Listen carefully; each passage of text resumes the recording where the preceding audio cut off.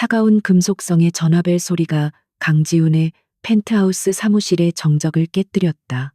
한강의 야경이 파노라마처럼 펼쳐진 통유리창 너머로 도시의 불빛들이 보석처럼 흩어져 있었지만 그의 시선은 오직 책상이 여러 개의 모니터에 고정되어 있었다.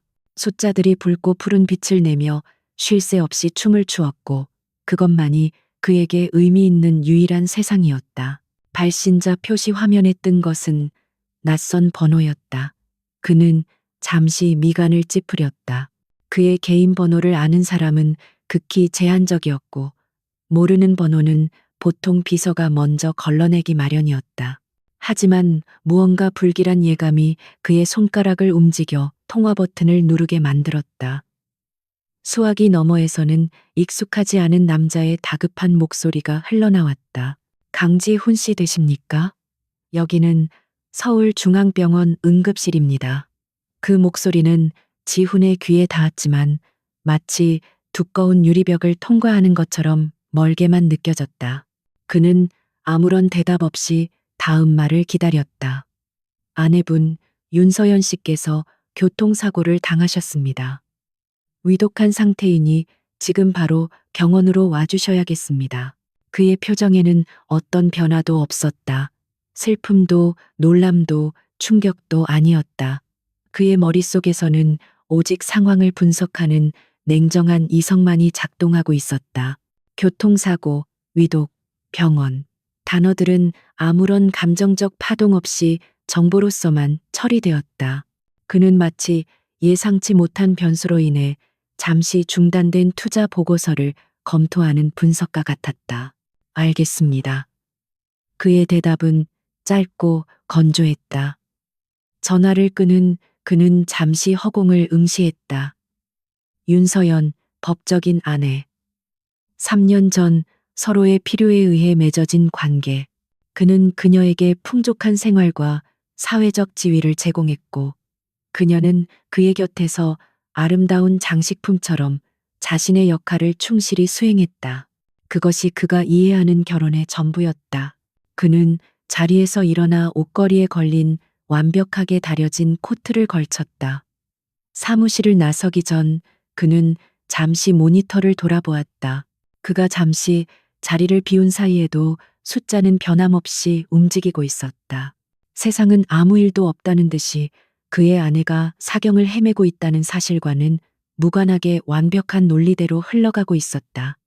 그는 그것에 안도감을 느꼈다.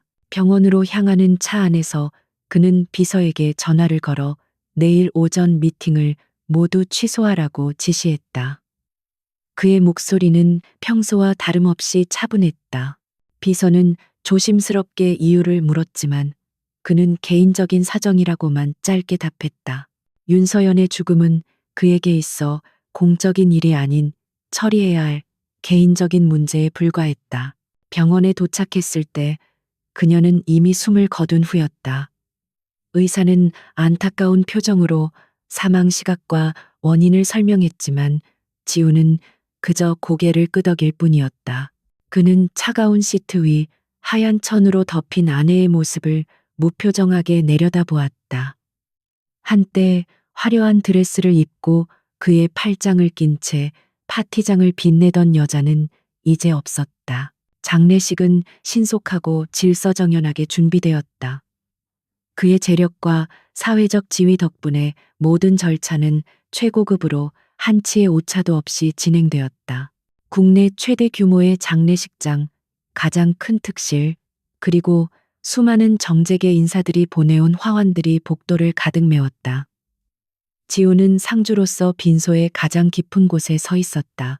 그는 검은 상복을 입고 조문객들을 맞았다. 그의 얼굴은 마치 잘 만들어진 가면처럼 어떤 감정도 드러내지 않았다. 그는 기계적으로 허리를 숙이고 의례적인 위로의 말을 듣고 형식적인 감사를 표했다. 사람들은 그의 슬픔을 억누르는 강인한 모습에 감탄하거나 혹은 그의 냉정함에 대해 뒤에서 수군거렸다. 얼마나 충격이 크면 저렇게 무덤덤할까? 한 조문객이 동정 어린 목소리로 속삭였다. 아니야, 저 사람 원래 감정이 메마른 사람으로 유명하잖아. 아내가 죽었는데 눈물 한 방울 안 흘리는 것 좀 봐. 다른 목소리가 날카롭게 받아쳤다. 지훈은 그 모든 소리를 들었지만 아무런 반응도 보이지 않았다. 그들의 말이 틀리지 않았다. 그는 정말로 아무것도 느끼지 못했다. 그의 머릿속은 온통 장례 절차와 비용, 그리고 장례식이 끝난 후 처리해야 할 법적 문제들로 가득 차 있었다. 윤서연의 죽음은 그에게 감정적인 사건이 아니라 해결해야 할 복잡한 행정 절차와 같았다. 그는 이 모든 과정이 빨리 끝나고 다시 자신의 세계로 돌아가고 싶었다. 윤서연의 몇 안 되는 먼 친척들이 구석에서 조용히 흐느끼고 있었다. 그들은 지훈을 어려워하며 감히 말도 걸지 못했다. 지훈은 그들을 잠시 쳐다보았다. 그는 그들의 슬픔을 이해할 수 없었다. 그에게 있어 눈물은 비이성적인 감정의 배설물에 불과했다. 그는 자신의 삶에서 그런 비효율적인 요소를 철저히 배제하며 살아왔다. 그는 문득 윤서연과의 첫 만남을 떠올렸다. 한 비즈니스 파티에서였다. 그녀는 화려한 사람들 속에서도 유독 눈에 띄는 아름다움을 가지고 있었다. 하지만 그가 그녀에게 관심을 가졌던 것은 그녀의 미모 때문만이 아니었다. 그는 그녀의 눈 속에서 강한 욕망을 읽었다. 더 높은 곳으로 올라가고 싶어 하는, 자신의 현재 위치에 만족하지 못하는 야망. 그는 그것이 자신과 같은 종류의 욕망이라고 생각했다. 그래서 그는 그녀에게 접근했고 조건을 제시했다. 나와 결혼해주면 당신이 원하는 모든 것을 갖게 해주지. 그녀는 망설임 없이 그의 제안을 받아들였다. 그들의 결혼은 그렇게 시작되었다. 사랑이나 애정 같은 불확실한 감정은 처음부터 배제된 완벽한 비즈니스 계약이었다. 결혼 생활 동안 그녀는 완벽한 아내였다. 그녀는 그의 사업 파트너들 앞에서 우아하고 지적인 모습을 보여주었고 사교계에서 그의 위상을 높이는 데 기여했다. 그녀는 그가 사주는 명품과 보석을 사랑했고 그의 카드로 원하는 모든 것을 누렸다. 그는 그것이 그녀가 계약의 대가로 받는 당연한 보상이라고 생각했고 그녀의 물질적인 욕심을 경멸했다. 그는 그녀가 돈 때문에 자신과 결혼했다고 확신했다. 그리고 그는 그것에 만족했다. 감정적인 관계는 수많은 변수를 낳고 예측 불가능한 리스크를 동반하기 때문이다. 하지만 돈으로 맺어진 관계는 명확하고 단순했다. 그는 항상 상황을 통제할 수 있다고 믿었다. 그녀의 죽음조차도 그 통제의 범주 안에 있는 계약의 종료일 뿐이었다. 입관식이 진행될 때도 그는 미동도 없이 서 있었다. 하얀 국화꽃에 둘러싸인 그녀의 얼굴은 잠든 듯 평온해 보였다. 그는 마지막으로 그녀의 얼굴을 보면서도 아무런 감흥을 느끼지 못했다. 그는 그저 이 지루한 의식이 빨리 끝나기를 바랄 뿐이었다. 그의 머릿속은 이미 내일 아침 열릴 주주총회에 대한 생각으로 넘어가고 있었다. 발인이 있던 날 새벽 공기는 유난히 차가웠다. 장례 행렬이 화장터로 향하는 동안 지우는 영정 사진 속에서 미소 짓고 있는 서연의 얼굴을 무심하게 바라보았다. 저 미소 뒤에 어떤 생각이 숨어 있었을까? 그는 한 번도 궁금해한 적이 없었다. 그녀의 내면은 그의 관심사가 아니었다. 그는 오직 그녀의 외적인 역할에만 가치를 두었다. 모든 절차가 끝나고 그는 한 줌의 재로 변한 그녀의 유골함을 건네받았다. 생각보다 가벼웠다. 한 사람의 인생이 그가 3년간 아내라고 불렀던 존재가 이렇게 작고 가벼운 물질로 응축될 수 있다는 사실이 잠시 기묘하게 느껴졌다. 하지만 그 감상도 아주 잠깐이었다. 그는 곧바로 납골당으로 향했다. 최고급 납골당의 가장 좋은 자리에 유골함을 안치하고 나서야 비로소 모든 것이 끝났다는 실감이 들었다. 이제 윤서연이라는 존재는 그의 인생에서 완전히 사라졌다. 그는 돌아서서 망설임 없이 장례식장을 빠져나왔다. 뒤에서 서연의 먼 친척 중 한 명이 매정한 사람이라고 중얼거리는 소리가 들렸지만 그는 개의치 않았다. 집으로 돌아온 그는 가장 먼저 상복을 벗어 던졌다. 검은 옷이 주는 무거운 느낌이 싫었다. 그는 샤워를 하며 장례식장에서 묻혀온 죽음의 냄새를 씻어냈다. 뜨거운 물줄기 아래에서 그는 다시 강지훈으로 냉철한 투자 전략가로 돌아오고 있었다. 윤서연의 죽음은 그의 일상에 잠시 끼어든 해프닝일 뿐 그의 삶의 궤도를 바꾸지는 못할 것이라고 그는 확신했다. 텅 빈 집은 유난히 조용했다.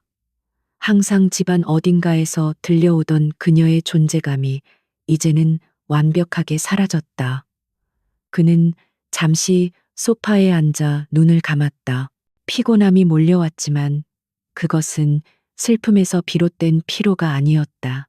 낯선 감정적 노동과 불필요한 사람들과의 관계에서 오는 육체적 피로였다. 그는 빨리 잠들고 내일 아침이면 모든 것이 정상으로 돌아오기를 바랐다. 그는 그녀가 사용하던 방을 떠올렸다. 온갖 명품들로 가득 찬 그녀의 허영심을 증명하는 공간.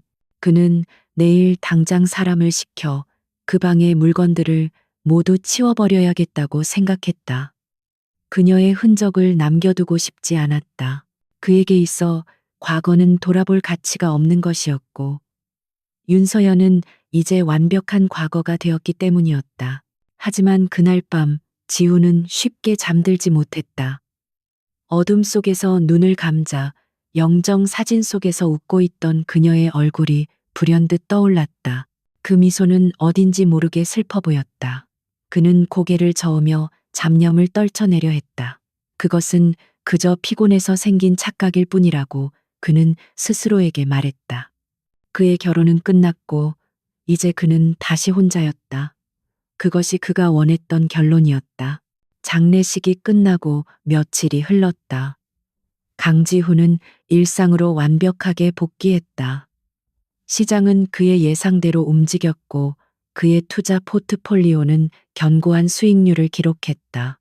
그의 세상에서는 모든 것이 제자리에 있었고 윤서연이라는 변수는 깔끔하게 제거된 듯 보였다. 하지만 집으로 돌아올 때마다 느껴지는 낯선 정적은 그가 애써 외면하려 하는 현실을 끈질기게 상기시켰다. 그는 더 이상 미룰 수 없다고 판단했다. 아내의 흔적을 지워야 했다. 그것은 감상적인 이유가 아니었다. 그저 불필요한 것들을 정리하고 공간을 효율적으로 사용하기 위한 지극히 실용적인 결정이었다. 그는 주말 아침 작심한 듯 윤서연이 사용하던 드레스룸의 문을 열었다. 문이 열리는 순간 그녀가 즐겨 쓰던 샤넬 넘버 5 향수 냄새가 희미하게 코끝을 스쳤다. 그는 잠시 미간을 찌푸렸다. 방 안은 그가 경멸하던 모든 것들로 가득 차 있었다.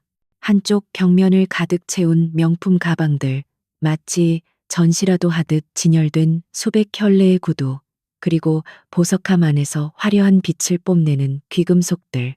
그는 이 모든 것을 그녀의 속물근성을 증명하는 증거물처럼 여겼다. 그녀는 이 물건들을 얻기 위해 그와 결혼했고 그는 기꺼이 그 대가를 지불했다.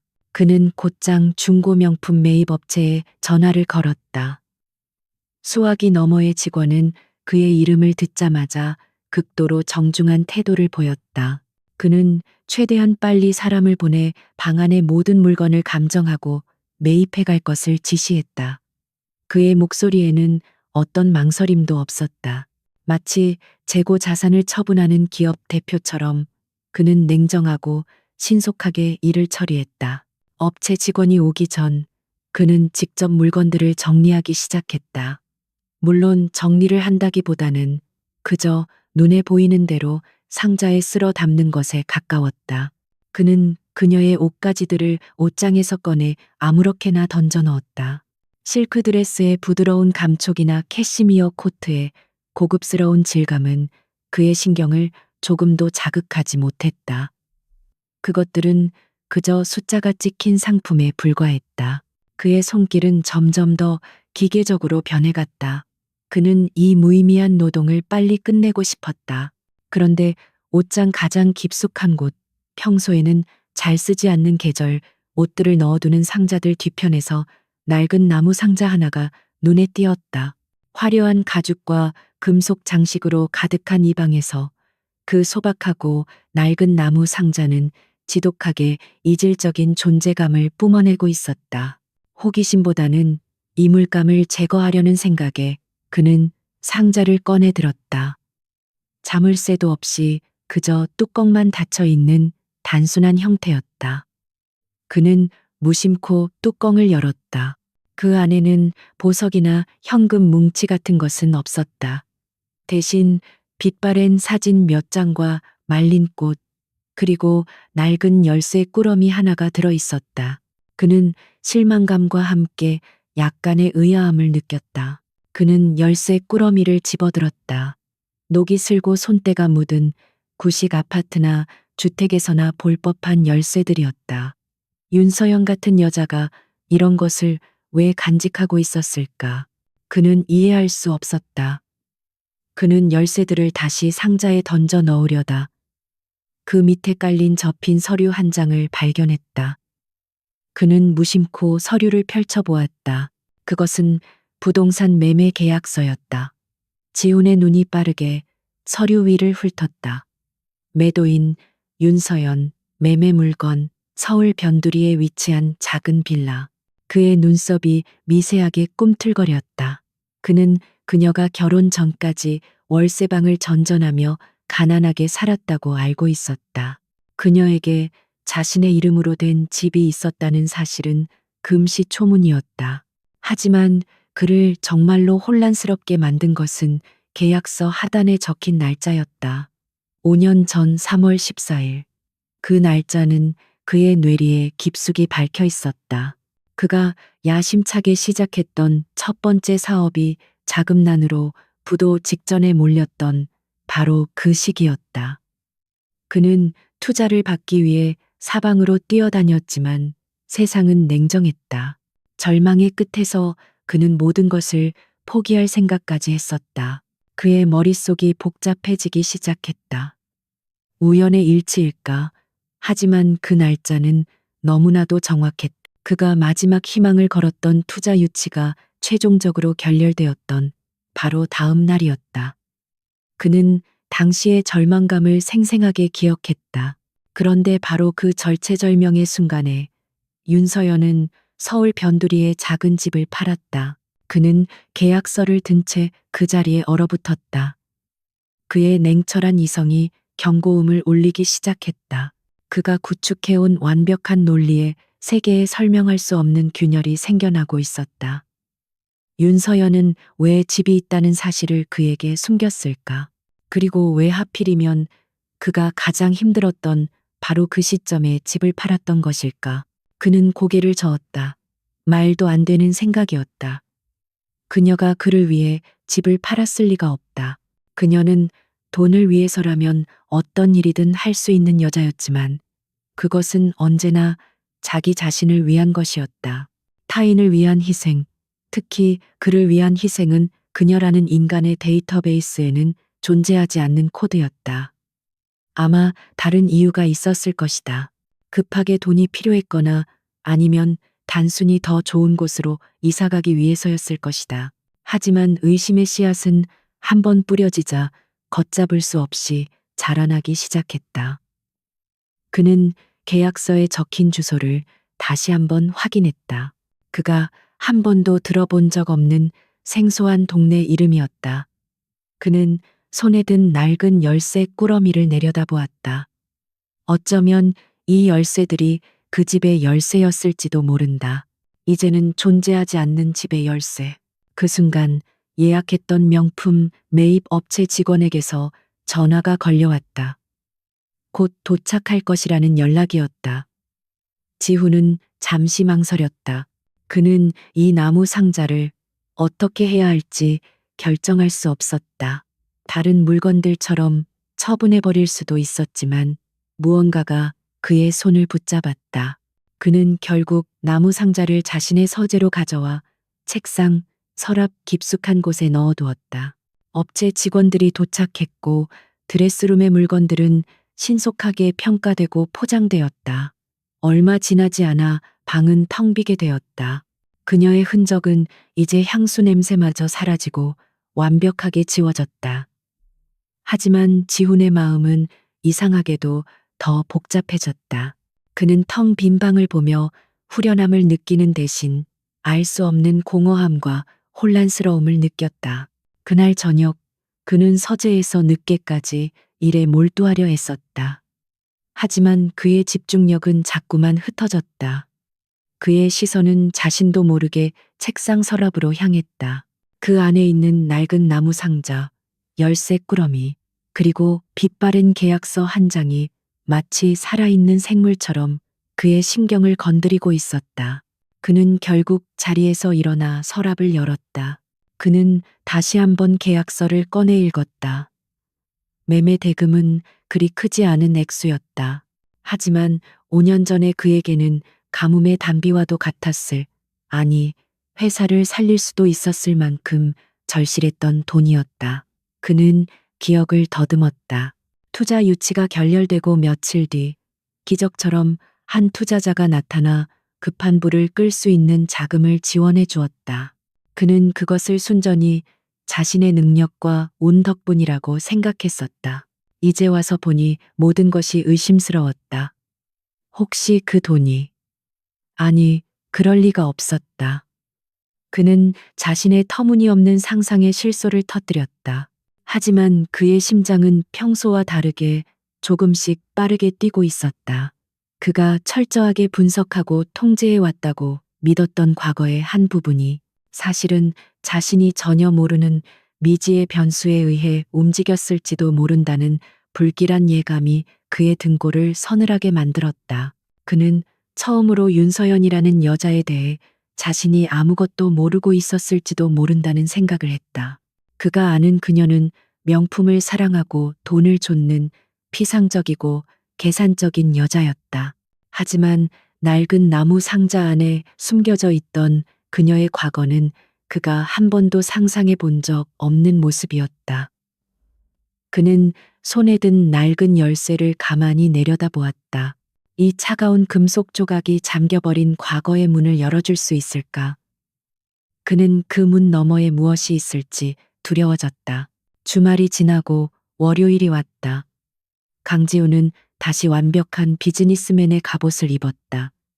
그는 쉴 틈 없이 이어지는 회의와 보고서 속으로 자신을 던져 넣었다. 숫자는 거짓말을 하지 않았고 시장의 논리는 명쾌했다. 그가 가장 편안함을 느끼는 세계였다. 하지만 그의 머릿속 한 구석에서는 해결되지 않은 방정식처럼 낡은 부동산 계약서와 열쇠 꾸러미가 계속해서 그의 사고를 방해했다.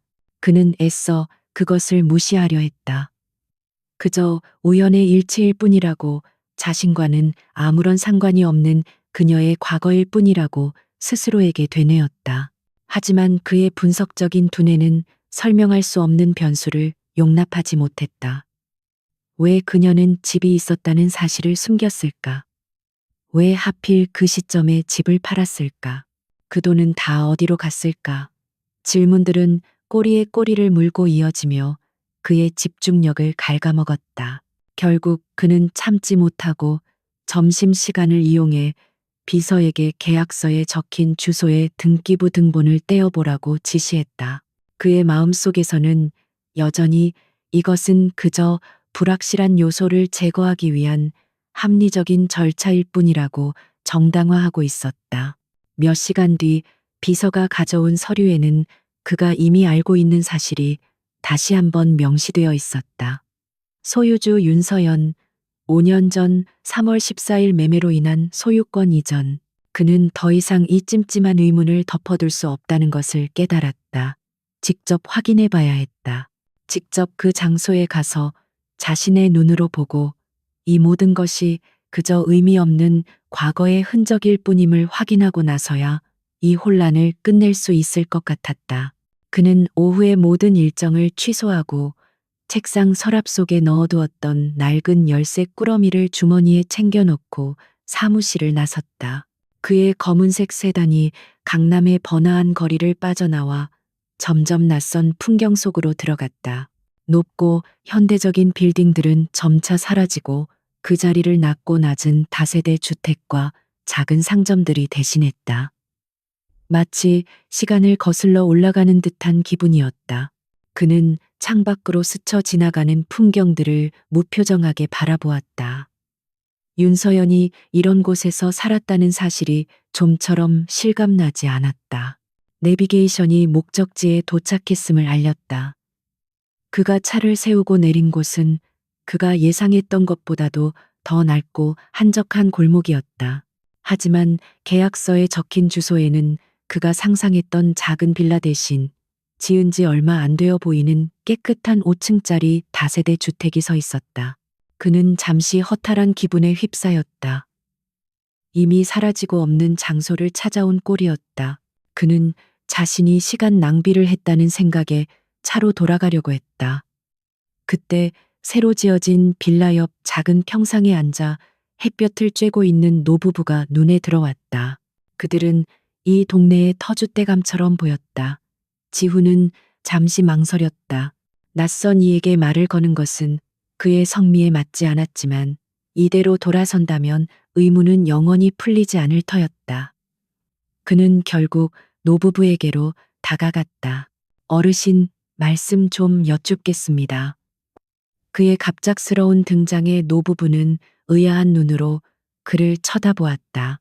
그의 값비싼 양복과 고급 세단은 이 소박한 동네와는 어울리지 않았다. 혹시 이 자리에 원래 있던 집에 살던 사람을 기억하십니까? 그는 최대한 정중하게 물으며 휴대폰을 꺼내 윤서연의 사진을 보여주었다. 결혼식 때 찍은 그가 가진 그녀의 유일한 사진이었다. 사진을 본 할머니의 얼굴에 즉시 화색이 돌았다. 아이고, 우리 서연이 아니야. 이게 누구야? 서연이 아빠, 친구 아들이라도 되나? 할머니의 말에 지우는 잠시 당황했다. 우리 서연이라는 친근한 호칭이 그의 귀에 어색하게 밝혔다. 저는 남편입니다. 그의 대답에 노부부는 더욱 놀란 표정을 지었다. 남편, 서연이가 결혼을 했었어? 아이고, 우리는 그것도 모르고 있었네. 할아버지가 안경을 고쳤으며 말했다. 하긴, 이 집 팔고 이사간 뒤로는 통소식이 없었으니. 그 착한 아이가 좋은 사람 만나서 잘 살고 있구나. 다행이네. 노부부의 얼굴에는 진심 어린 반가움이 서려 있었다. 지훈은 그들의 반응에 어떻게 대처해야 할지 몰라 잠시 침묵했다. 서연이는 참 착하고 속 깊은 아이였지. 할머니가 아련한 눈빛으로 말을 이었다. 부모님 일찍 여의고 혼자 꿋꿋하게 살았어. 이 집이 부모님이 남겨주신 유산의 전부라. 저한테는 세상에서 가장 소중한 곳이라고 입버릇처럼 말했었는데 지훈은 아무 말 없이 듣고만 있었다. 그가 알던 윤서연과 너무나도 다른 이야기였다. 그런데 5년 전이었나. 어느 날 갑자기 집을 팔겠다고 하더라고. 우리가 얼마나 놀랐는데. 할아버지가 말을 받았다. 왜 파냐고 물으니까 그냥 아주 중요한데 쓸 돈이 필요하다고만 하고 자세한 이야기는 안 해줬어. 그날 계약서에 도장 찍고 나오는데 저 골목 어귀에 쭈그리고 앉아서 한참을 울고 있더라고. 부모님과의 추억이 담긴 집을 떠나는 게 얼마나 슬펐겠어. 마음이 참 아팠. 지훈은 심장이 쿵 하고 내려앉는 것 같았다. 울었다고? 명품 가방을 사달라며 웃던 그녀의 얼굴 위로 낡은 집 앞에서 눈물을 흘리는 낯선 여자의 모습이 겹쳐졌다. 그가 경멸했던 그녀의 물질적인 욕망 뒤에 그가 전혀 알지 못했던 슬픔과 희생이 숨어 있었을지도 모른다는 생각이 처음으로 그의 머리를 스쳤다. 그는 혼란스러웠. 노부부와의 짧은 대화는 그의 머릿속을 더욱 복잡하게 만들었다. 그는 감사 인사를 하고 차로 돌아왔다. 손에 든 열쇠 꾸러미가 갑자기 무겁게 느껴졌다. 이것은 단순히 낡은 쇠붙이가 아니라 그녀가 눈물과 함께 포기해야만 했던 소중한 과거의 유물이었다. 그는 차에 앉아 한참 동안 아무 생각도 할 수 없었다. 그때 그의 휴대폰이 울렸다. 낯선 번호였지만 그는 기계적으로 통화 버튼을 눌렀다. 수화기 너머에서는 젊은 여자의 사무적인 목소리가 들려왔다. 강지훈 고객님 맞으신가요? XX은행 학자금 대출 센터입니다. 고객님의 학자금 대출이 5년 전 완납 처리된 건에 대해 정기적인 본인 확인차 연락드렸습니다. 지우는 미간을 찌푸렸다. 학자금 대출이라고요? 그거 저희 집에서 오래전에 다 갚은 걸로 아는데요. 그가 대학을 다닐 때 받았던 대출은 졸업 후 아버지가 사업 자금으로 모두 처리해 주었다고 들었었다. 아, 고객님, 기록을 확인해 보니 졸업 후 한동안 연체 기록이 있으셨다가 5년 전 3월 17일에 잔액 전액이 일시 상환된 것으로 나옵니다. 3월 17일이라고요. 지훈이 되물었다. 그의 목소리가 자신도 모르게 떨려 나왔다. 그것은 그녀가 집을 판지 정확히 3일 뒤였다. 네, 고객님, 윤서연님의 계좌에서 이체된 것으로 확인됩니다. 그 말은 마치 망치처럼 그의 머리를 강타했다. 온몸의 피가 차갑게 식는 듯한 느낌이 들었다. 그는 간신히 알겠습니다. 라고 대답하고 전화를 끊었다. 차 안에는 무거운 침묵만이 흘렀다. 그는 핸들을 잡은 채 멍하니 앞을 바라보았다. 모든 조각들이 맞춰지고 있었다. 그가 부도 위기에서 벗어날 수 있게 도와주었던 투자금, 그가 잊고 있었던 학자금 대출, 그리고 그녀가 눈물을 흘리며 팔았던 집, 이 모든 것이 하나의 진실을 향해 소리치고 있었다. 그는 항상 자신이 자수성가한 사업가라고 믿어왔다. 자신의 능력과 노력으로 모든 것을 이루었다고 자부했다. 하지만 그의 성공 신화의 가장 밑바닥에 그가 가장 경멸했던 여자의 이름이 새겨져 있었다. 그녀는 그가 모르는 곳에서 그가 모르는 방식으로 그의 인생을 지탱하고 있었던 것이다. 그는 가슴이 답답해져 차창을 내렸다. 낯선 동네에 오래된 공기가 폐부 깊숙이 들어왔다. 그는 처음으로 윤서연의 죽음에 대해 생각했다. 그것은 더 이상 처리해야 할 행정 절차가 아니었다. 그는 한 사람의 인생을, 그녀가 걸어온 길을, 그리고 그녀가 감내해야 했던 슬픔을 전혀 알지 못했다. 늦었지만, 너무나도 늦었지만, 그는 이제라도 알아야만 했다. 그녀의 진짜 모습을. 은행원의 목소리는 전화가 끊긴 후에도 오랫동안 강지훈의 귓가에 맴돌았다. 윤서연님의 계좌에서 이체. 그 문장은 그의 머릿속에서 계속해서 되풀이되며 그가 지금까지 쌓아 올린 견고한 현실의 벽을 조금씩 허물어뜨리고 있었다. 그는 멍하니 핸들을 잡은 채 낯선 동네의 낡은 풍경을 응시했다. 모든 것이 비현실적으로 느껴졌다. 그가 어떻게 집으로 돌아왔는지 기억나지 않았다. 정신을 차렸을 때 그는 이미 자신의 펜트하우스 거실 한가운데에 서 있었다. 한강의 야경이 눈부시게 펼쳐진 이 공간은 그의 성공을 상징하는 성역이었다. 하지만 지금 이 순간, 이 화려한 공간은 그의 어리석음을 비웃는 거대한 감옥처럼 느껴졌다. 모든 것이 거짓 위에 세워진 신기루 같았다. 그의 이성은 이 모든 것을 부정하라고 소리치고 있었다. 그저 몇 가지 우연의 일치일 뿐이라고 섣부른 판단으로 스스로를 혼란에 빠뜨리지 말라고 경고했다. 하지만 그의 심장은 이미 진실의 무게를 감지하고 있었다. 그는 증거가 필요했다. 그의 의심을 확인시켜 주거나 혹은 이 모든 것을 터무니없는 망상으로 치부해버릴 수 있게 할 명백한 증거. 그는 비틀거리는 걸음으로 서재로 향했다. 그의 제국을 통제하는 심장 부이자 모든 정보가 숫자로 변환되어 저장되는 곳. 그는 컴퓨터 앞에 앉아 깊게 심호흡을 했다. 손가락이 떨려왔다. 이런 감정은 처음이었다. 수천억 원의 거래를 결정할 때도 그는 결코 떨지 않았다. 하지만 지금 그는 자신의 과거를 마주하는 것이 두려웠다. 그는 5년 전 자신의 개인 계좌와 이제는 사라진 첫 사업체의 법인 계좌 내역을 조회하기 시작했다. 보안 프로그램을 통과하고 과거의 기록을 불러오는 과정은 평소보다 훨씬 길고 더디게 느껴졌다. 마침내 화면에 숫자들이 빼곡히 들어찬 거래 내역서가 나타났다. 그의 눈은 5년 전 3월의 기록을 집요하게 찾아 헤맸다. 그의 심장이 세차게 뛰기 시작했다. 3월 17일 은행원의 말대로 학자금 대출 상환액이 정확하게 빠져나간 기록이 있었다. 그리고 바로 다음 날인 3월 18일 그의 법인 계좌에 출처를 알 수 없는 거액의 자금이 입금된 기록이 선명하게 남아 있었다.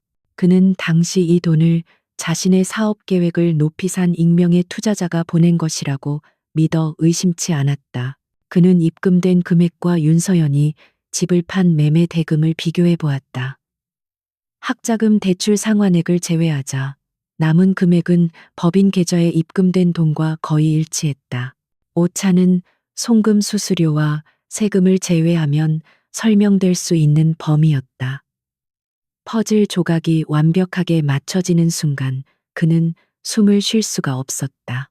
그의 머릿속이 하얗게 비어버렸다.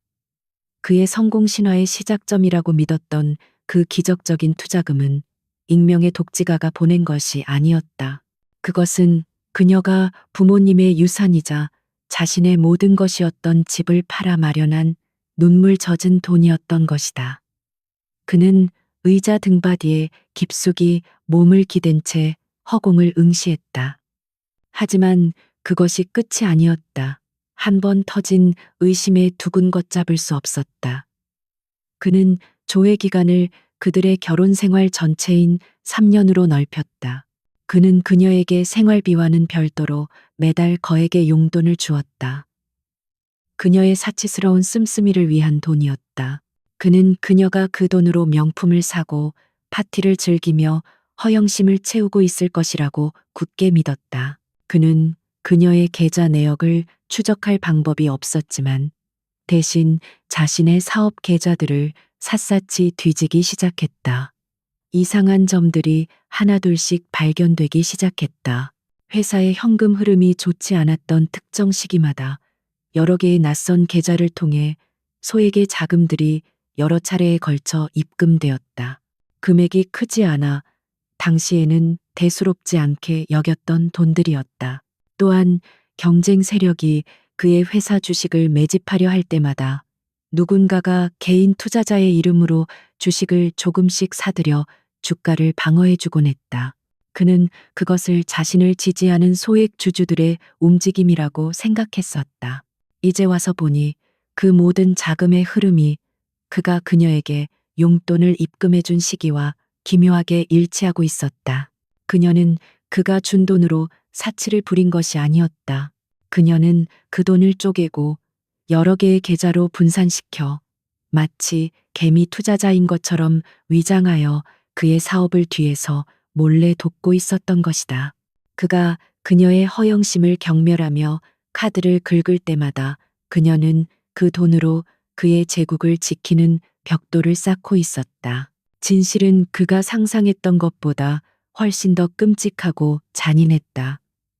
그는 단지 그녀의 도움을 받았던 것이 아니었다. 그는 그녀의 희생 위에 자신의 성공을 쌓아 올렸고 심지어 그것을 비웃고 경멸하기까지 했다. 그는 그녀를 돈만 밝히는 속물이라고 매도했지만 정작 그녀의 돈으로 자신의 자존심을 지키고 있었던 것이다. 그는 모니터에 떠 있는 숫자들을 더 이상 쳐다볼 수가 없었다. 한때 그에게 세상의 전부였던 이 명료한 숫자들은 이제 그를 조롱하는 기호처럼 보였다. 그는 자신의 눈을 가린 채 고개를 숙였다. 가슴 깊은 곳에서부터 뜨거운 무언가가 치밀어 올랐다. 후회라는 이름의 감정이었다. 하지만 너무 늦어버린 후회였다. 그는 문득 그녀와의 마지막 대화를 떠올렸다. 사고가 나기 바로 전날 저녁이었다. 그는 늦게 귀가했고 그녀는 소파에서 그를 기다리고 있었다. 지훈 씨, 내일 시간 괜찮으면 같이 저녁 먹을래요? 할 말이 있는데 그녀는 용기를 낸 듯 조심스럽게 물었다. 그는 서류를 검토하며 건성으로 대답했다. 내일은 중요한 약속이 있어 다음에 얘기하지. 그것이 끝이었다. 그는 그녀의 얼굴조차 제대로 쳐다보지 않았다. 그녀가 무슨 말을 하고 싶어 했는지 그는 영원히 알 수 없게 되었다. 어쩌면 그녀는 그에게 모든 것을 털어놓고 싶었을지도 모른다. 혹은 그저 따뜻한 저녁 식사 한 끼를 함께하고 싶었을 뿐일지도. 그는 그 마지막 기회마저 자신의 오만함으로 걷어차 버렸다. 강지훈은 자리에서 일어났다. 그는 텅 빈 집안을 둘러보았다. 모든 가구, 모든 장식품이 그녀의 희생으로 얻어진 것들이었다. 그는 이 집의 주인이 될 자격이 없었다. 그는 도둑이었고 그녀의 인생을 훔쳐 자신의 성공으로 포장한 사기꾼에 불과했다. 그의 강인했던 정신은 완전히 무너져 내렸다. 그는 거실 바닥에 주저앉아 처음으로 소리내어 울었다. 하지만 그의 울음소리를 들어줄 사람은 이제 세상 어디에도 없었다. 강지훈의 세계는 무너져 내렸다. 그가 진실이라고 믿었던 모든 것이 거짓이었고 그가 경멸했던 모든 것이 사실은 그를 위한 희생이었다. 서재 바닥에 주저앉아 얼마나 울었는지 모른다. 그의 눈물은 슬픔이 아니라 지독한 후회와 자신에 대한 혐오감에서 비롯된 것이었다. 그는 윤서연을 잃은 것이 아니었다. 그는 처음부터 그녀를 가진 적이 없었다. 그는 그녀의 사랑을 받을 자격이 없었기 때문이다. 그는 비틀거리며 일어섰다. 텅 빈 집안을 유령처럼 헤맸다. 그녀가 머물렀던 공간, 그녀의 손길이 닿았던 모든 것들이 이제는 그를 고발하는 증거물처럼 느껴졌다. 그는 그녀에 대해 더 알아야만 했다. 그녀가 어떤 사람이었는지, 어떤 생각을 하고 어떤 꿈을 꾸었는지. 그것은 일종의 속죄였다. 너무 늦어버린, 그래서 더욱 절실한 속죄. 그의 발걸음은 자연스럽게 그녀가 쓰던 드레스룸으로 향했다. 며칠 전만 해도 그가 경멸하던 물건들로 가득 찼던 공간은 이제 텅 비어 있었다. 그가 직접 그녀의 흔적을 지워버린 것이다. 그는 자신의 어리석음에 치를 떨었다. 그는 그녀의 물건을 처분한 것이 아니라 그녀의 진심을 쓰레기처럼 내다버린 것이나 다름없었다.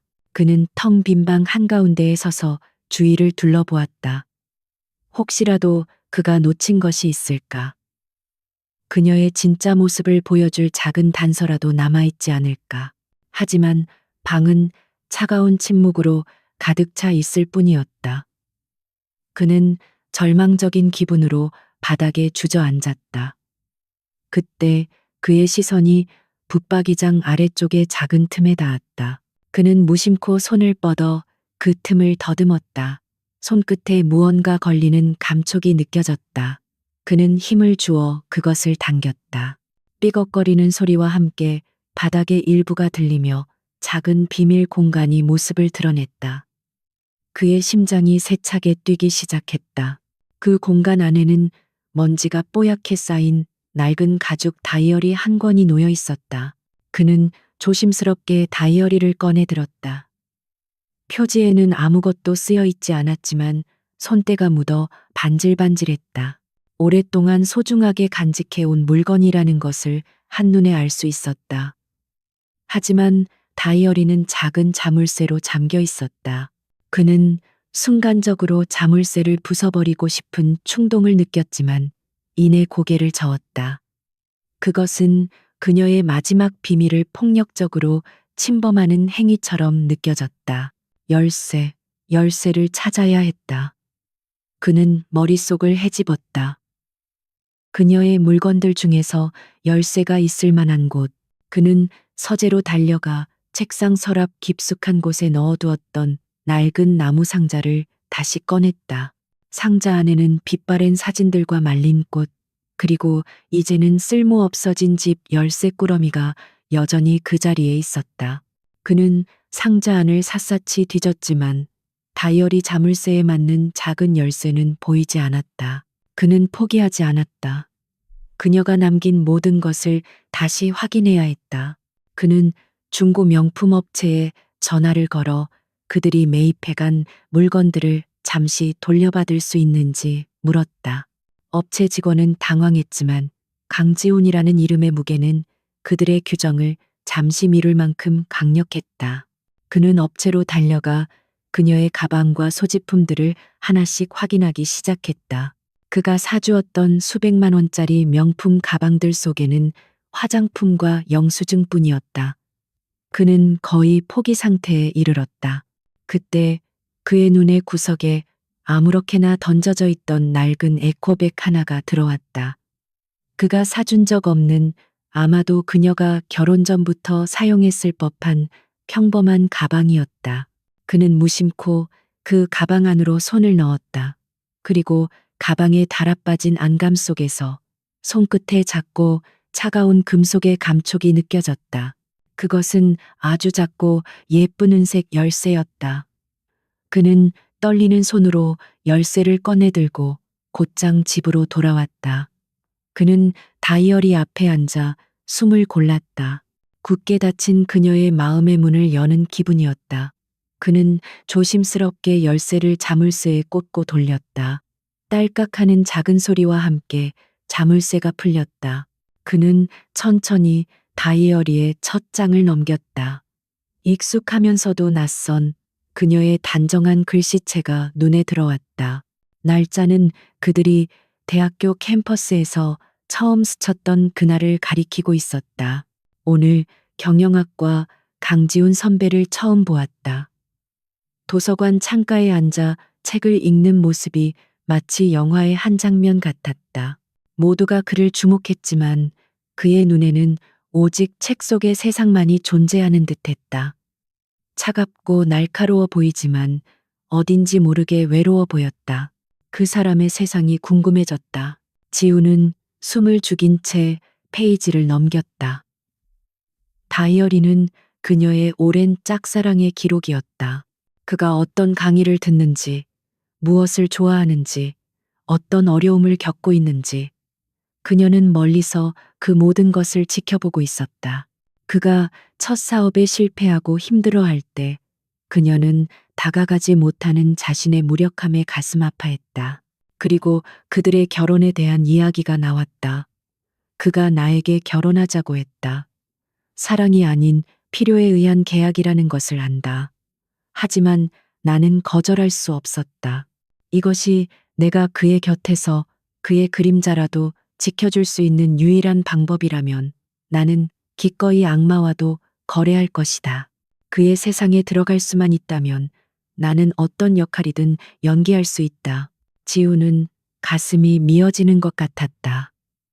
그가 비즈니스라고 생각했던 그 순간이 그녀에게는 절박한 사랑의 시작이었던 것이다.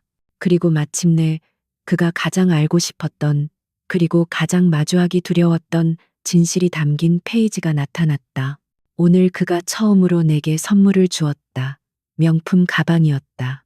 나는 사실 이런 것에 전혀 관심이 없는데, 하지만 내가 기뻐하는 척 연기를 하자 그의 입가에 희미한 미소가 번졌다. 그 순간 깨달았다. 그는 내가 이런 것을 좋아하는 속물적인 여자이기를 바란다는 것을. 그래야 그가 나를 이해하기 쉽고 통제하기 쉬우니까. 괜찮다. 나는 기꺼이 그런 여자가 되어줄 것이다.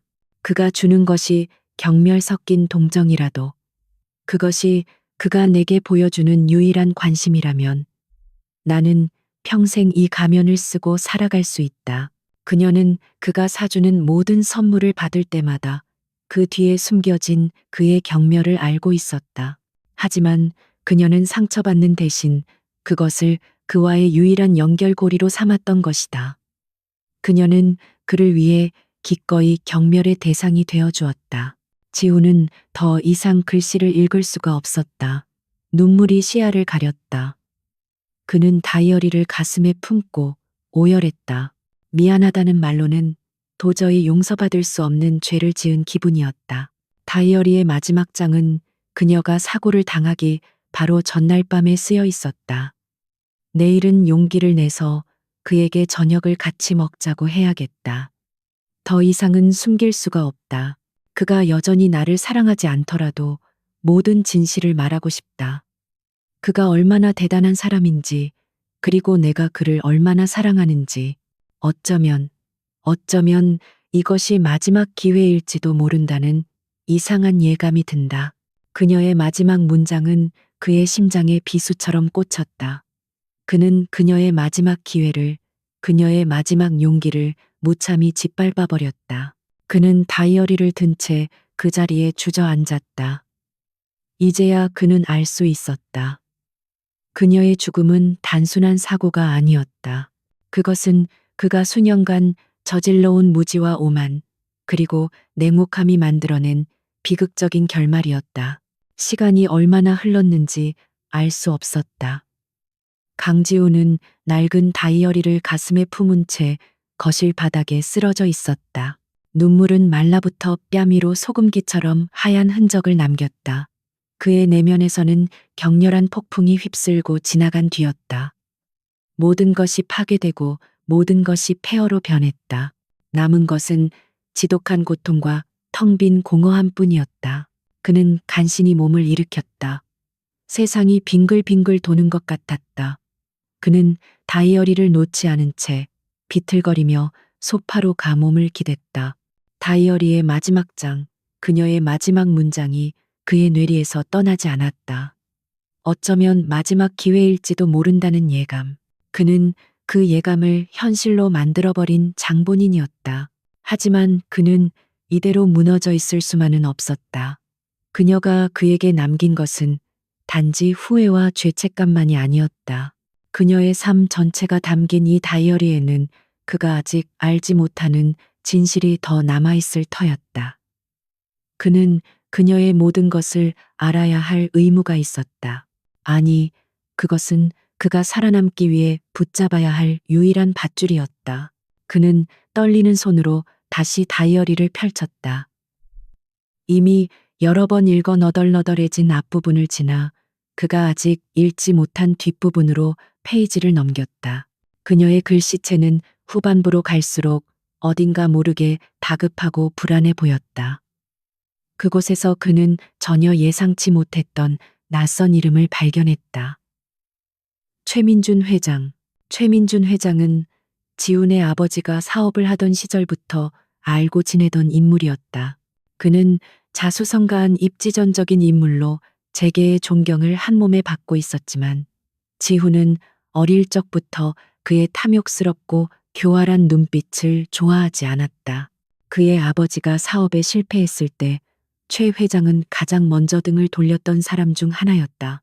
다이어리에는 지훈의 가족이 몰락했던 그 시기의 이야기가 적혀 있었다. 오늘 아버지의 옛 사업 파트너였던 분을 우연히 만났다.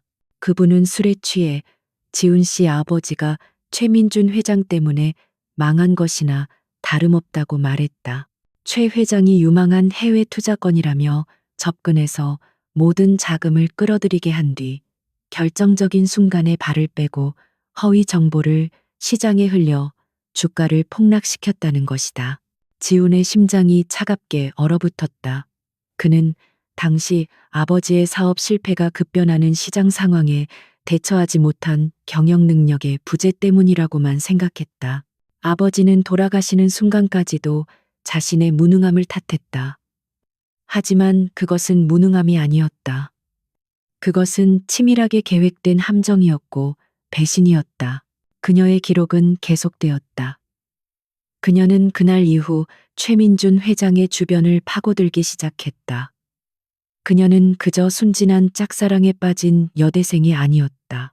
그녀는 진실을 파헤치기 위해 보이지 않는 곳에서 홀로 외로운 싸움을 시작했던 것이다.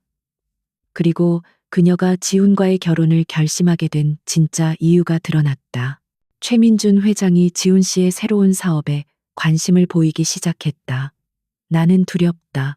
과거의 비극이 되풀이될지도 모른다. 내가 그의 곁에 있어야만 한다. 그의 세계로 들어가 그의 방패가 되어야 한다. 사람들이 나를 속물이라고 욕해도 좋다. 지훈 씨마저 나를 경멸해도 상관없다. 나는 그를 지킬 수만 있다면 어떤 대가라도 치를 수 있다. 그녀는 사랑 때문에 그와 결혼한 것이 아니었다. 사랑을 넘어선 그를 지키겠다는 처절한 사명감 때문이었다. 그는 그것도 모르고 그녀가 자신의 부와 명예를 탐내는 것이라 단정하고 경멸했다. 그는 그녀의 진심을, 그녀의 희생을, 그녀의 모든 것을 자신의 오만한 편견으로 더럽혔다. 피가 거꾸로 솟는 듯한 분노가 그의 온몸을 휘감았다. 그것은 자신에 대한 혐오감을 넘어선 최민준이라는 특정 인물을 향한 명확한 증오였다. 그 남자가 자신의 아버지를 죽음으로 몰아넣었고 어머니의 눈에서 눈물을 흘리게 했으며 윤서연을 그런 고통스러운 삶으로 내몰았다. 그리고 결국 그녀를 죽게 만들었다. 지훈은 자리에서 벌떡 일어섰다. 더 이상 슬퍼하고 있을 시간이 없었다. 눈물은 이제 끝났다. 그의 가슴 속에서 후회와 슬픔이 있던 자리에 차가운 강철 같은 결심이 자리 잡기 시작했다. 그는 윤서연의 죽음을 헛되게 만들지 않을 것이다. 그녀가 지키려고 했던 것을 이제는 자신이 지켜낼 것이다. 그리고 그녀가 끝내지 못한 싸움을 자신이 마무리할 것이다. 그는 서재로 걸어 들어갔다. 그의 걸음걸이에는 더 이상 망설임이나 비틀거림이 없었다. 그는 거울 앞에 서서 자신의 모습을 비춰보았다.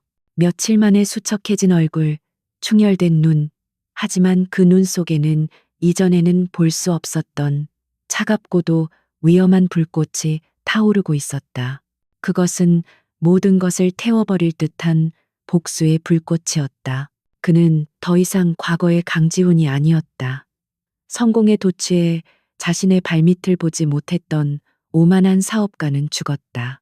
이제 그는 자신의 모든 것을 잃고 오직 하나의 목표만을 위해 움직이는 복수자가 되었다. 그의 명석한 두뇌, 냉철한 판단력, 그리고 막대한 자금. 그는 지금까지 자신의 성공을 위해 사용했던 모든 무기를 이제 복수를 위해 사용할 것이다. 최민준. 그는 거울 속에 자신을 보며 나지막이 하지만 얼음장처럼 차가운 목소리로 중얼거렸다. 당신이 내게서 앗아간 모든 것, 아니 그 이상을 당신에게서 빼앗아 주지. 그의 목소리는 텅 빈 집안에 울려 퍼지며 지독한 전쟁의 서막을 알리고 있었다. 윤서연이 남긴 다이어리는 이제 사랑의 기록이 아닌 그의 복수를 위한 예언서가 되었다. 윤서연의 다이어리는 덮였다. 하지만 그녀가 남긴 진실은 강지훈의 심장 속에서 활활 타오르는 불길이 되었다. 슬픔과 후회의 시간은 끝났다. 이제 그의 모든 세포는 차가운 분노와 강철 같은 결의로 재편성되었다. 그는 자신의 펜트하우스를 전쟁 지휘 본부로 삼았다. 한강의 야경을 비추던 거대한 통유리창은 이제 그가 무너뜨려야 할 적의 제국을 내려다보는 감시탑이 되었다. 그는 더 이상 잠을 자지 않았다. 카페인이 혈관을 타고 흐르며 그의 이성을 날카롭게 벼렸다. 그의 책상 위에는 더 이상 주식 시세와 투자 보고서가 없었다. 그 자리에는 최민준 회장의 태산그룹에 대한 모든 정보가 펼쳐져 있었다. 재무제표, 자회사 구조, 이사회 명단, 그리고 지난 20년간의 모든 언론 기사까지. 그는 포식자처럼 먹잇감을 분석하기 시작했다. 최민준은 교활하고 빈틈없는 노인이었다. 그의 제국은 수십 개의 자회사가 거미줄처럼 얽혀 있는 복잡한 구조를 가지고 있었다. 겉으로 보기에는 견고했지만 지훈은 알고 있었다.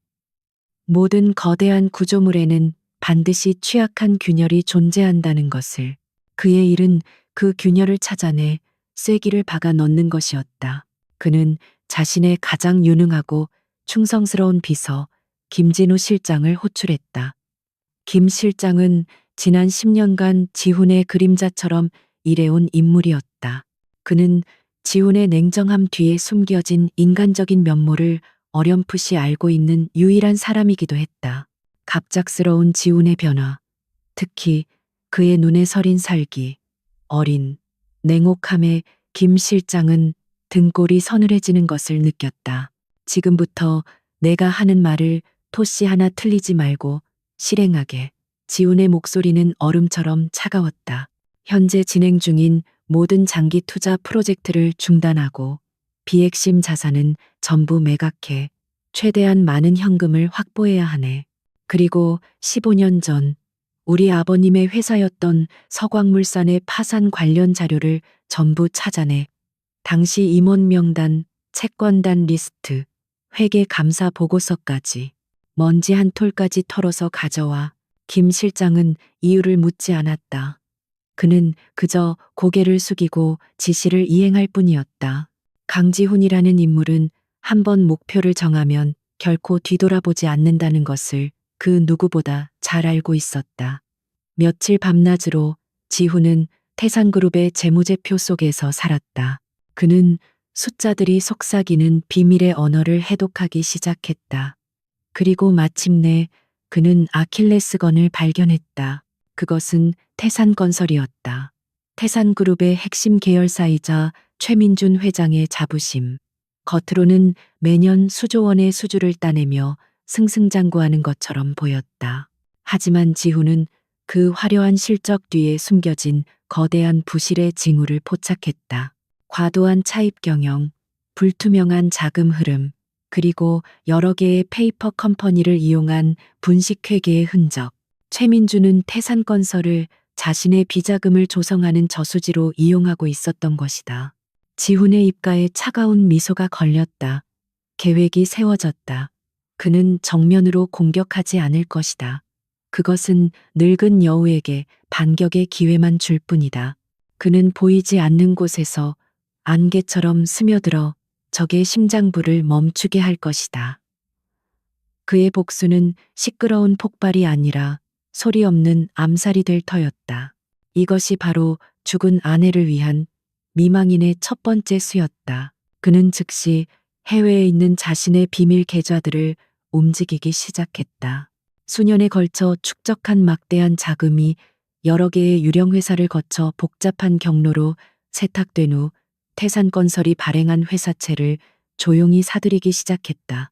그는 시장에 아무런 충격을 주지 않기 위해 여러 금융기관과 개인 투자자들에게 흩어져 있는 채권을 장외에서 조금씩 끈기 있게 매집했다. 그것은 거대한 댐의 밑바닥에 작은 구멍을 뚫는 것과 같은 작업이었다. 누구도 눈치채지 못하는 사이에 태산건설의 생명줄은 서서히 그의 소나기 안으로 들어오고 있었다. 그가 충분한 양의 채권을 확보하는 순간 그는 언제든지 채무 불이행을 유발하여 태산건설의 자금줄을 끊어버릴 수 있는 힘을 갖게 될 것이었다. 그와 동시에 김 실장이 가져온 과거의 자료들을 분석했다. 서광물산의 마지막 회계 감사 보고서에서 그는 이상한 점을 발견했다. 파산 직전 거액의 자금이 정체불명의 해외 컨설팅 회사로 빠져나간 기록이 있었다. 당시에는 정상적인 거래로 위장되어 있었지만 지금 와서 보니 명백한 자금 유출이었다. 그리고 그 컨설팅 회사의 소유주를 추적하자 그 끝에는 최민준 회장의 이름이 있었다. 그는 또한 당시 서광물산의 재무 담당 이사였던 박영진이라는 인물에 주목했다. 그는 파산 직후 모든 책임을 지고 업계를 떠난 뒤 종적을 감춘 상태였다. 박영진은 모든 비밀을 알고 있을 핵심 증인이었다. 지훈은 김 실장에게 그의 행방을 찾으라는 특명을 내렸다. 시간은 지훈의 편이었다. 최민주는 여전히 아무것도 모른 채 언론과의 인터뷰에서 자신의 성공 신화를 떠벌리고 젊은 기업가들에게 탐욕을 경계하라는 위선적인 조언을 하고 있었다. 그는 자신의 발밑에서 거대한 지각 변동이 일어나고 있다는 사실을 전혀 감지하지 못했다. 그의 오만함이 그의 눈과 귀를 멀게 하고 있었다. 한 달이 지났다. 지우는 태산건설 회사채의 3분의 1 이상을 확보했다. 이제 방아쇠를 당길 준비는 끝났다. 그는 창밖을 내다보았다. 도시의 불빛들이 그날 밤처럼 여전히 아름다웠지만 이제 그의 눈에는 그 불빛들 하나하나가 자신이 파괴해야 할 목표물처럼 보였다. 그는 책상 위에 놓아둔 윤서연의 사진을 가만히 응시했다. 사진 속 그녀는 여전히 희미하게 웃고 있었다. 서연아, 보고 있어? 당신이 지키려고 했던 것, 내가 되찾아올게. 그리고 당신을 그렇게 만든 자들에게 지옥이 무엇인지 보여줄게. 그의 낮은 독백이 적막한 사무실에 울려 퍼졌다. 그는 수화기를 들고 스위스에 있는 자신의 자산 관리인에게 전화를 걸었다. 그의 목소리는 감정 한 점 없이 차분했다. 계획대로 시작해 그 한마디와 함께 거대한 복수의 수레바퀴가 소리 없이 움직이기 시작했다. 강지훈이 스위스에 있는 그의 대리인에게 명령을 내린 지 24시간이 채 지나지 않아 금융시장에 보이지 않는 심해에서 첫 번째 파문이 일었다. 그것은 거대한 폭발이 아니었다. 오히려 너무나 미세하고 조용해서 대부분의 사람들은 눈치채지 못했다. 태산건설이 발행한 회사채의 신용부도 스와프, CDS, 프리미엄이 아주 소폭 상승하기 시작한 것이다. 그것은 마치 거대한 빙산이 녹기 시작했음을 알리는 아주 작은 물방울과도 같았다. 최민준 회장은 그날 아침 자신의 집무실에서 최고급 원두로 내린 커피를 마시며 조간신문을 읽고 있었다. 그의 일상은 지난 수십 년간 변함없는 견고한 성체와도 같았다. 경제면에 실린 작은 기사 하나가 그의 눈에 들어왔다. 태산건설 해외 자금 조달에 미세한 경고 등. 그는 코웃음을 쳤다. 언제나처럼 태산그룹의 성공을 시기하는 자들이 만들어낸 소음일 뿐이라고 여겼다. 그는 비서실장을 호출했다. 시장에 쓸데없는 소문이 도는 모양이야. 어느 놈이 장난질을 치는 건지 알아보고 2번 다시 기어오르지 못하게 싹을 잘라버려. 그의 목소리에는 절대적인 권위와 오만함이 묻어 있었다. 그에게 있어 시장의 작은 위기는 그저 성가신 파리 한 마리를 쫓아내는 것과 같은 일에 불과했다. 그는 자신의 제국이 난공불락이라고 굳게 믿고 있었다. 하지만 지훈이 만들어낸 균열은 최민준의 상상보다 훨씬 더 깊고 치명적이었다. 며칠이 지나자 상황은 걷잡을 수 없이 악화되기 시작했다. 지훈이 장악한 채권을 담보로 한 대출들이 일제히 만기 연장 불가 통보를 받았다. 태산건설의 자금줄이 서서히 말라가기 시작한 것이다. 소문은 더 이상 소문이 아닌 현실이 되어 주식 시장을 강타했다. 태산건설의 주가는 연일 폭락했다. 최민준 회장은 그제야 사태의 심각성을 깨달았다. 이것은 단순한 시장의 변덕이나 경쟁사의 견제가 아니었다. 보이지 않는 적에 의한 치밀하고 조직적인 공격이었다. 그는 분노에 휩싸여 집무실의 모든 것을 집어던졌다. 수억 원을 호가하는 도자기가 바닥에 떨어져 산산조각 났지만 그의 분노를 잠재우기에는 역부족이었다. 누구야, 감히 어떤 놈이 내 등에 칼을 꽂으려 하는 거야. 그의 고함 소리가 회장실 전체를 울렸다. 그는 자신의 모든 인맥과 정보망을 총동원하여 공격의 배후를 추적하기 시작했다. 하지만 지훈이 쳐놓은 거미줄은 완벽했다. 자금의 출처는 수십 개의 유령 회사와 조세피난처를 거치며 흔적도 없이 사라진 후였다. 최민주는 마치 허공에다 주먹질을 하는 것처럼 무력감을 느꼈다. 그의 오만함은 점차 편집증적인 분노로 변해갔다. 그는 자신의 오랜 라이벌들을 의심하기 시작했다. 그는 언론과 정치권에 있는 자신의 사람들을 움직여 경쟁사들을 향한 무차별적인 흑색 선전을 퍼붓기 시작했다. 시장은 진흙탕 싸움으로 변해갔고 그 혼란 속에서 태산그룹의 신뢰도는 더욱 추락했다. 최민주는 적을 공격하고 있다고 생각했지만 실제로는 스스로 자신의 배에 칼을 꽂고 있는 꼴이었다. 그 모든 혼란을 강지우는 자신의 펜트하우스에서 조용히 지켜보고 있었다. 그는 마치 체스판 위에서 상대방의 모든 수를 미리 읽고 있는 그랜드마스터와도 같았다. 최민준이 허둥대며 잘못된 곳에 반격을 가할수록 지훈의 계획은 더욱 순조롭게 진행되었다. 최민준의 분노는 지훈에게 있어 가장 강력한 아군이었다. 이성을 잃은 맹수는 스스로 함정에 빠져들기 마련이기 때문이다. 지훈은 최민준이 결코 자신을 의심하지 않으리라는 것을 알고 있었다. 최민준의 눈에 강지훈은 그저 운 좋게 성공한 젊은 투자 전문가일 뿐이었다. 그리고 무엇보다도 그는 자신이 하찮게 여겼던 돈만 밝히던 속물 윤서연의 남편이었다. 최민준은 죽었다 깨어나도 자신이 경멸했던 그 여자의 남편이 자신의 제국을 송두리째 흔들고 있으리라고는 상상조차 하지 못할 터였다. 그러던 중 김진우 실장으로부터 기다리던 연락이 왔다. 찾았습니다. 박영진 전무, 찾았습니다. 김 실장의 목소리는 흥분과 긴장으로 떨리고 있었다. 지금은 박선우라는 가명으로 남해의 작은 어촌 마을에서 낚시꾼으로 살고 있었습니다. 지난 15년간 세상과 완전히 연을 끊고 살았더군요. 지훈의 눈빛이 날카롭게 빛났다. 마지막 퍼즐 조각이 제자리를 찾았다. 박영진은 최민준의 모든 비리를 알고 있는 살아있는 증거이자 그의 복수를 완성할 비장의 카드였다. 당장 사람을 보내 무슨 수를 써서라도 내일 아침까지 내 앞으로 데려와 정중하게 하지만 거절할 수 없도록. 폭풍은 절정으로 치닫고 있었다.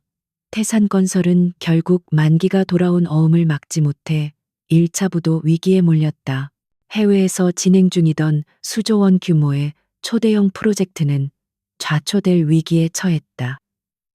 최민주는 사면초가에 몰렸다. 그는 자신의 인생 전체를 바쳐 이룩한 제국이 모래성처럼 무너져 내리는 것을 속수무책으로 지켜봐야만 했다. 그는 결국 최후의 수단으로 긴급 이사회를 소집했다. 어떻게든 이 위기를 수습하고 자신을 공격하는 보이지 않는 적의 정체를 밝혀내기 위해서였다. 이사회를 하루 앞둔 밤, 최민주는 텅 빈 집무실에 홀로 앉아 있었다. 그의 얼굴은 분노와 피로 그리고 아주 희미한 두려움으로 일그러져 있었다. 그는 여전히 자신이 누구와 싸우고 있는지 알지 못했다. 같은 시각 강지우는 자신의 펜트하우스 창가에 서서 도시의 야경을 내려다보고 있었다.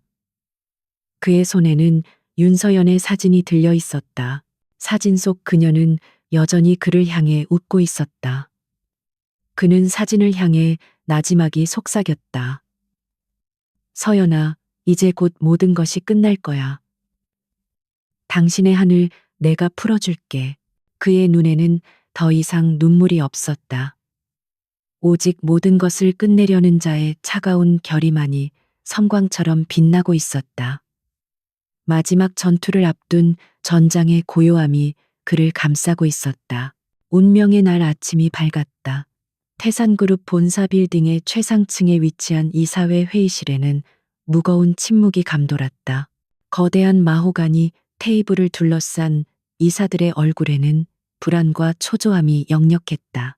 그들은 평생을 최민준 회장에게 충성을 바쳐왔지만 지금 그들의 제국은 보이지 않는 적의 공격 앞에 속수무책으로 무너져 내리고 있었다. 최민준 회장이 회의실로 들어섰다. 그의 얼굴은 밤새 잠을 이루지 못해 푸석했지만 두 눈만은 여전히 맹수처럼 번뜩이고 있었다. 그는 의장석에 앉아 회의실을 둘러보았다. 이사들은 그의 시선을 피하기에 바빴다. 그는 애써 위험 있는 목소리로 입을 열었다. 다들 알다시피 지금 우리 그룹은 정체불명의 세력으로부터 비열한 공격을 받고 있소. 그는 현재의 위기가 일시적인 것이며 자신의 강력한 리더십 아래 곧 극복될 것이라고 열변을 토했다. 그는 경쟁사들의 이름을 거론하며 이번 사태의 배후를 반드시 밝혀내 피해 대가를 치르게 할 것이라고 으름장을 놓았다. 하지만 그의 목소리에는 평소의 자신감이 아닌 초조함에서 비롯된 공허한 외침만이 가득했다. 그의 독백이 한창일 때 회의실의 두꺼운 문이 소리 없이 열렸다. 모든 사람의 시선이 문으로 향했다. 그곳에는 강지훈이 서 있었다. 그의 등 뒤에는 김진우 실장과 변호사로 보이는 인물들이 그림자처럼 서 있었다. 지훈의 등장은 회의실에 작은 파문을 일으켰다. 그는 이사회 멤버가 아니었다. 이곳에 있을 자격이 없는 인물이었다. 최민준의 미간에 깊은 주름이 패였다. 강지훈 대표, 여기가 어디라고 함부로 들어오는 건가? 당장 경비를 불러. 하지만 지훈은 그의 고함에도 조금도 동요하지 않았다. 그는 천천히 회의실 안으로 걸어 들어왔다. 그의 발걸음 소리가 카펫 위로 울리며 모든 소음을 잠재웠다. 그는 최민준을 똑바로 응시하며 차갑게 말했다. 경비를 부를 필요는 없을 겁니다, 회장님. 저는 태산건설 회사채의 최대 채권자 자격으로 이 자리에 온 것이니까요. 제게는 이 회의에 참석할 모든 권리가 있습니다. 회의실은 찬물을 끼얹은 듯 조용해졌다. 최대 채권자. 그 말의 의미를 깨달은 이사들의 얼굴이 하얗게 질렸다. 최민준의 얼굴은 분노로 붉게 달아올랐다. 내 놈이었나. 감히 내 놈 따위가. 그는 자리에서 벌떡 일어나 지훈을 향해 손가락질을 했다. 그의 눈에는 경멸과 함께 이제야 적의 정체를 확인했다는 희미한 안도감마저 서려 있었다. 그는 여전히 강지훈을 얕보고 있었다. 어째서 이런 짓을 하는 건가? 돈이 목적이라면 원하는 만큼 주지. 내게서 뭘 뜯어내고 싶은 게냐? 최민준이 소리쳤다. 지훈은 그의 말을 비웃듯 입가에 희미한 미소를 띄었다. 돈이요? 회장님은 세상 모든 것을 돈으로만 보시는군요. 하지만 제가 원하는 것은 돈이 아닙니다. 그는 테이블을 천천히 돌아 최민준의 맞은편에 섰다. 제가 원하는 것은 정의입니다. 지훈은 준비해온 서류 뭉치를 테이블 위로 던졌다. 15년 전 서광물산의 마지막 회계장부 사본입니다. 회장님께서 어떻게 제 아버님의 회사를 무너뜨리고 그 자금으로 태산건설을 키우셨는지에 대한 기록이죠. 이사들이 술렁이기 시작했다. 최민준의 얼굴이 순간 굳어졌다. 근거 없는 모함이다. 모함이라고요? 지훈은 김 실장에게 눈짓했다. 김 실장은 회의실 벽면에 설치된 대형 스크린을 켰다. 화면에 나타난 것은 15년의 세월을 정통으로 맞아 초라하게 늙어버린 한 남자의 얼굴이었다. 박영진 전무, 그의 모습에 최민준의 눈이 경악으로 커졌다. 안녕하십니까, 회장님, 오랜만입니다. 화면 속 박영진이 떨리는 목소리로 입을 열었다. 그리고 그의 입에서 모든 진실이 폭포수처럼 쏟아져 나왔다. 최민준의 지시로 어떻게 서광물산의 자금을 빼돌렸는지, 어떻게 허위 정보를 흘려 회사를 파산으로 몰아넣었는지, 그리고 그 대가로 평생을 죄책감 속에서 숨어 살아야 했던 자신의 비참한 삶까지. 그의 증언은 한 자루의 날카로운 창이 되어 최민준의 심장을 꿰뚫었다. 회의실은 아수라장이 되었다. 이사들은 경악과 공포에 휩싸여 웅성거렸다. 최민준은 온몸을 부들부들 떨며 스크린을 노려보았다. 거짓말이야. 저놈은 배신자야. 저놈의 말을 믿지 마.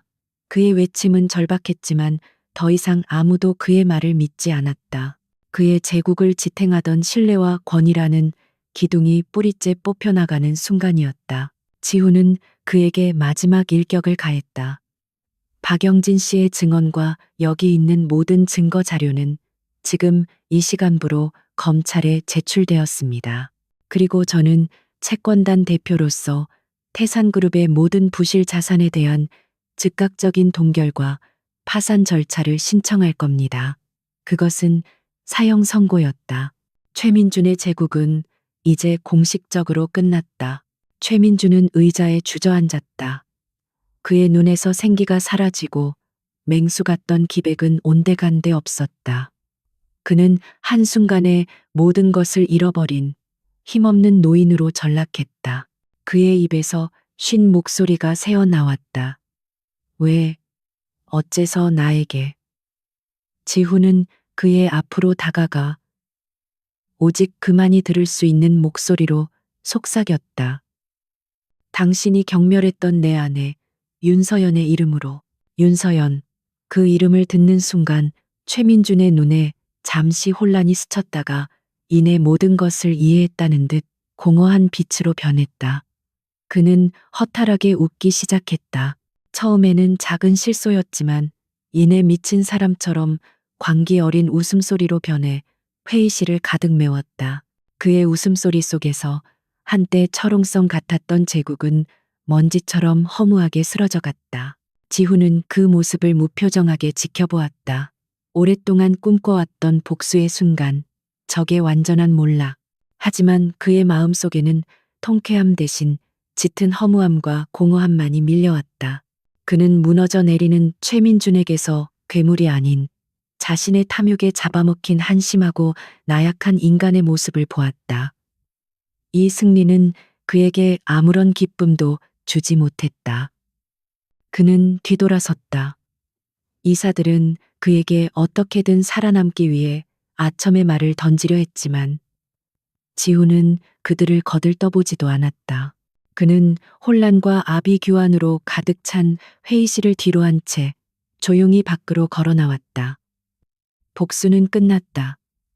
하지만 그의 전쟁은 아직 끝나지 않았다. 이제 그는 평생을 이 허무함과 싸워나가야 할 것이다. 회의실 문이 그의 등 뒤에서 닫혔을 때 강지훈은 거대한 진공 속에 홀로 남겨진 기분이었다. 복도 저편에서 들려오는 기자들의 고함 소리, 쉴 새 없이 울려대는 비서의 전화벨 소리, 그 모든 것이 마치 두꺼운 유리벽 너머에 세상처럼 아득하게만 느껴졌다. 그는 이겼다. 완벽하게, 그리고 처절하게.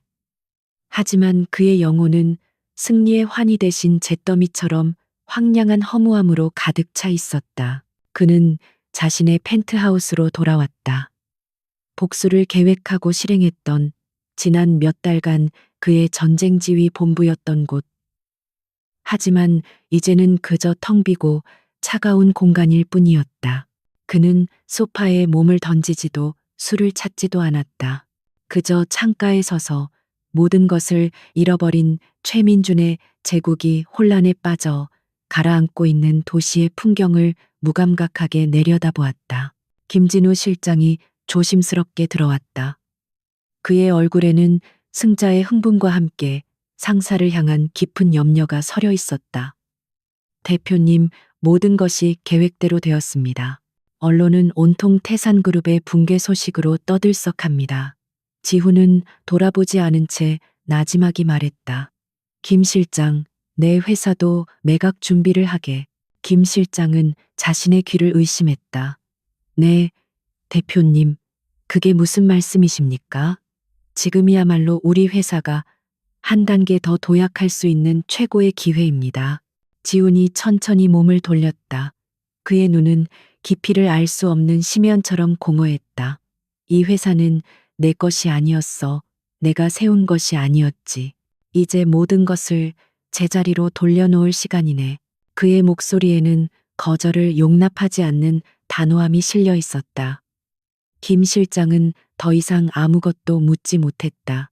그는 자신의 상사가 돌이킬 수 없는 강을 건넜다는 것을, 그리고 그가 더 이상 과거의 강지훈이 아니라는 것을 직감했다. 그는 묵묵히 고개를 숙이고 돌아섰다. 지훈의 제국은 그의 손으로 직접 해체되기 시작했다. 모든 법적 절차와 회사 매각 준비를 끝마친 어느 날 아침, 지훈은 검은색 정장을 차려입고 집을 나섰다. 그가 향한 곳은 윤서연의 유골이 안치된 납골 땅이었다. 차갑고 정적인 대리석 복도를 걸으며 그의 구둣발 소리는 유난히 크게 울렸다. 그는 그녀의 이름이 새겨진 작은 함 앞에 섰다. 사진 속에서 그녀는 여전히 희미하게 웃고 있었다. 그는 관리인에게 요청해 유골함을 밖으로 꺼냈다. 차갑고 묵직한 도자기함을 두 손으로 받아드는 순간 그는 비로소 한 사람의 인생의 무게를 실감했다. 그는 이 작은 함 속에 담긴 그녀의 사랑과 희생을 너무나 오랫동안 외면해 왔다. 그는 유골함을 품에 안고 말없이 납골 땅을 빠져나왔다. 그의 차는 서울의 번잡한 도심을 벗어나기 시작했다. 강남의 화려한 마천루들이 백미러 속으로 점차 사라져갔다. 그는 그녀의 옛집이 있던 이제는 새로운 다세대 주택이 들어선 그 낯선 동네를 향해 차를 몰았다. 그리고 그는 그곳을 지나쳐 동네가 한눈에 내려다 보이는 작은 언덕으로 향했다. 그녀의 다이어리에 가끔 등장했던 그녀가 마음이 복잡할 때마다 혼자 찾아와 바람을 쐬곤 했다는 바로 그곳이었다. 언덕 위에는 시원한 바람이 불고 있었다. 가을의 끝자락, 하늘은 눈이 시리도록 푸르렀다.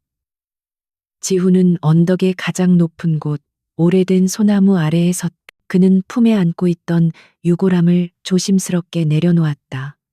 그녀의 집이 있던 자리가 멀리 내려다 보였다. 그녀가 눈물을 흘리며 떠나야만 했던 그녀의 모든 추억이 담겨 있던 곳. 그는 한참 동안 아무 말 없이 서 있었다. 무슨 말을 먼저 해야 할지 알 수 없었다. 수만 마디의 말이 그의 목구멍까지 차올랐지만 어떤 단어도 그의 지독한 후회를 표현하기에는 턱없이 부족했다. 마침내 그는 떨리는 목소리로 입을 열었다. 서연아, 나왔어. 그의 목소리는 바람 소리에 섞여 흩어졌다. 너무 늦게 와서 미안해. 내가 너무 어리석었어. 네가 내 옆에 있을 때 나는 한 번도 너를 제대로 본 적이 없었어. 나는 내 오만함이라는 벽에 갇혀 너의 진심을, 너의 눈물을, 너의 외로움을 전혀 보지 못했지. 그의 눈에서 뜨거운 눈물이 흘러내렸다. 후회와 죄책감으로 점철되었던 지난날의 눈물과는 다른 순수한 슬픔과 그리움의 눈물이었다. 네가 팔았던 그 집, 네가 갚아주었던 내 빚, 그리고 네가 몰래 지켜주었던 내 회사. 나는 그것도 모르고 너를 경멸했어. 돈 때문에 나를 만나는 속물이라고, 내 성공에 기생하는 장식품이라고 생각했지. 정말 미안해. 그는 유골함 앞에 무릎을 꿇었다. 그의 어깨가 가늘게 떨리고 있었다. 네가 마지막으로 저녁을 같이 먹자고 했을 때 내가 왜 네 얼굴을 한 번 더 봐주지 않았을까? 왜 그 손을 한 번 더 잡아주지 않았을까?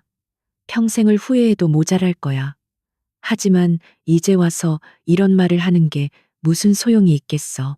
그는 손을 뻗어 차가운 유골함을 부드럽게 쓰다듬었다. 마치 살아있는 그녀를 어루만지듯. 고마웠어, 서연아. 내 세상을 지켜줘서. 나 같은 놈을 사랑해줘서. 그 말을 단 한 번도 해주지 못해서 미안해, 사랑해. 내가 너를 사랑했어. 아니, 지금도 나는 너를 사랑해. 그의 마지막 고백은 흐느낌이 되어 터져 나왔다. 그는 한참 동안 아이처럼 소리내어 울었다. 그녀가 그토록 듣고 싶어 했던 말. 그가 그토록 인색하게 아꼈던 말. 그 말은 주인을 잃고 푸른 가을 하늘 아래서 공허하게 흩어졌다. 시간이 흐르고 그의 울음소리가 잦아들었을 때 그는 눈물을 닦고 자리에서 일어섰다.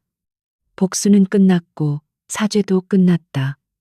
하지만 그의 삶은 끝나지 않았다. 그는 이제 살아가야만 했다. 그녀가 그토록 지키고 싶어 했던 그의 삶을. 하지만 이제는 더 이상 자신만을 위한 삶이 아니었다. 며칠 후 강지우는 자신의 모든 재산을 처분한 자금으로 공익재단을 설립했다. 재단의 이름은 윤서연 재단이었다. 부모를 잃은 아이들의 학업을 지원하고 어려운 환경의 젊은이들이 꿈을 포기하지 않도록 돕는 재단이었다. 그녀가 그에게 베풀었던 것과 같은 조건 없는 희생과 따뜻한 지지를 이제 그가 세상에 돌려주는 것이었다. 그는 더 이상 화려한 펜트하우스에 살지 않았다. 그는 언덕이 보이는 작은 집으로 이사했다. 매일 아침 그는 그녀가 바라보았을 풍경을 보며 하루를 시작했다. 그의 삶은 더 이상 부와 명예를 좇지 않았다. 그는 재단 일을 통해 그녀의 이름으로 세상에 작은 빛을 더하는 것으로 자신의 남은 생을 채워나가기로 했다. 그것이 그가 그녀에게 할 수 있는 유일한 그리고 영원한 속죄였다.